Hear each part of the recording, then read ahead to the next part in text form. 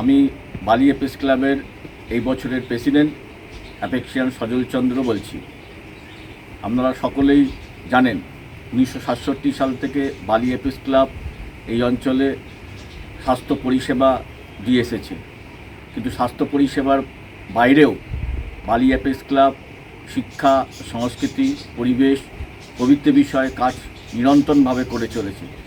বালি এপিস ক্লাবের এই কার্যধারা, কার্যপদ্ধতি আপনাদের মধ্যে পৌঁছে দেওয়ার জন্য বালি এপিস ক্লাব একটি ইউটিউব চ্যানেল ওপেন করতে চলেছে।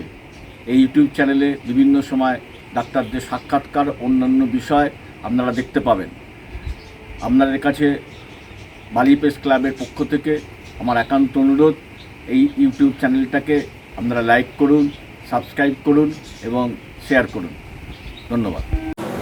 এপেক্স একটা আন্দোলন।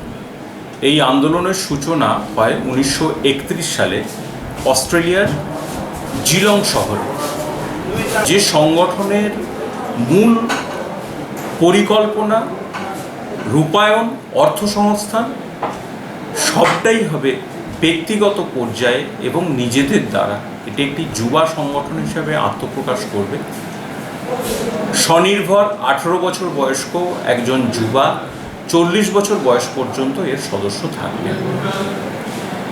সেই উদ্দেশ্যের মধ্যে ছিল যে সার্ভিস, ফেলোশিপ, সিটিজেনশিপ, বা যাকে বলা হয় যে পরিষেবা, বন্ধুত্ব এবং সুনাগরিক হওয়া।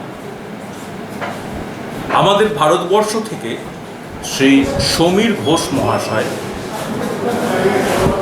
তিনি প্রিন্টিং টেকনোলজি পড়বার জন্য 60-এর দশকের শুরুতে অস্ট্রেলিয়ায় যান। তিনিও ঘটনাচক্রে জিলং শহরে উপস্থিত হয়েছিলেন এবং সেখানে জ্যাকলব সাহেবের সঙ্গে পরিচিত হন, যে জ্যাকলব সাহেব এপেক্স ক্লাবের সেই সময়কার জিলং অঞ্চলের একজন দায়িত্বপূর্ণ কর্মী ছিলেন।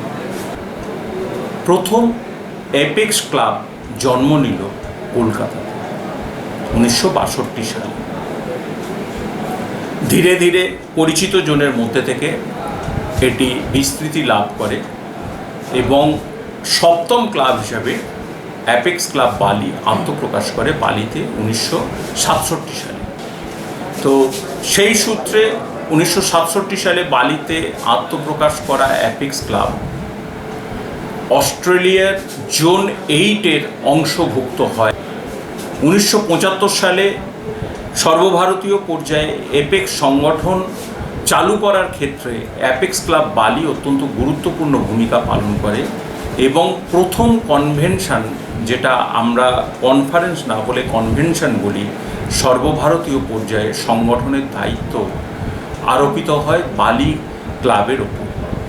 সেই সময়ে 60-এর দশকের শেষ দিক বা 70 দশকের শুরুতে পড়াশোনা অনেককেই বন্ধ করতে হতো, কেন খুব অল্প পরিমাণে হলেও টিউশন ফিস দেওয়ার সামর্থ্য ছেলে মেয়েদের থাকতো না। এপেক্স ক্লাব বালির সদস্যরা প্রথমেই ঠিক করেন যে এই ছেলে মেয়েদের জানাশোনার মধ্যে অন্তত পড়াশোনা বন্ধ করতে দেওয়া হবে না। তাই তাদের লক্ষ্য ছিল অন্তত কিছু ছেলে মেয়ের পড়াশোনার খরচ বা উচ্চশিক্ষার দায়িত্ব পালন করা। সেটি সাফল্যের সঙ্গে তারা পালন করেছেন। 1979 সালে সেই বছরের আন্তর্জাতিক শিশু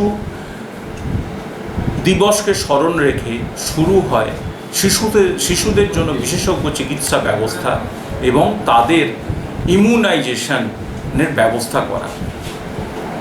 1983 সালে এটি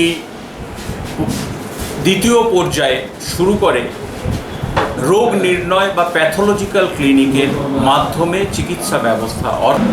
ধীরে ধীরে এখানে বিশেষজ্ঞ চিকিৎসা ব্যবস্থা, ফিজিও অকুপেশনাল থেরাপি চিকিৎসা ব্যবস্থা, রেডিওলজি চিকিৎসা ব্যবস্থা, সম্পূর্ণতভাবে সেরিব্রাল পলসি বাচ্চাদের চিকিৎসা সহ বিভিন্ন ধরনের সচেতনতামূলক কাজের একটি ক্ষেত্র হিসাবে অ্যাপেক্স ক্লাব বালি অঞ্চল শুধু নয়, স্থানীয় পার্শ্ববর্তী অঞ্চলে একটি গুরুত্বপূর্ণ দায়িত্ববান সংস্থা হিসেবে আত্মপ্রকাশ করে এবং মানুষকে সচেতন করা।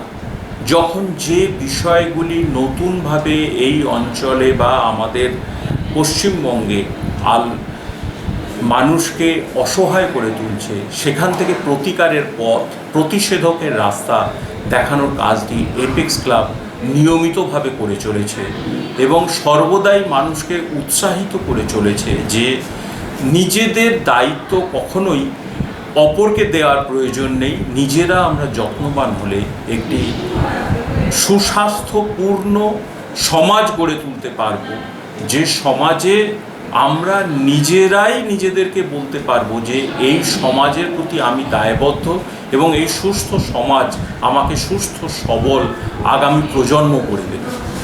নমস্কার।